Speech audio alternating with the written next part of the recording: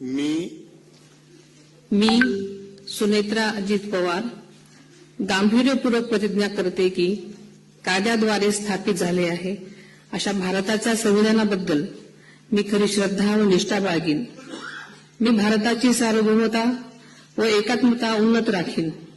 मी महाराष्ट्र राज्याची उपमुख्यमंत्री म्हणून माझी कामे निष्ठापूर्वक व ससद्विवेक बुद्धीने पार पाडेन आणि संविधान व कायदा यानुसार सर्व तऱ्हेच्या लोकांना मी गांभीर्यपणे व निपक्षपातीपणे तसेच कोणाच्याही विषयी ममत्वभाव किंवा आकस न बाळगता न्याय वागणूक देईन।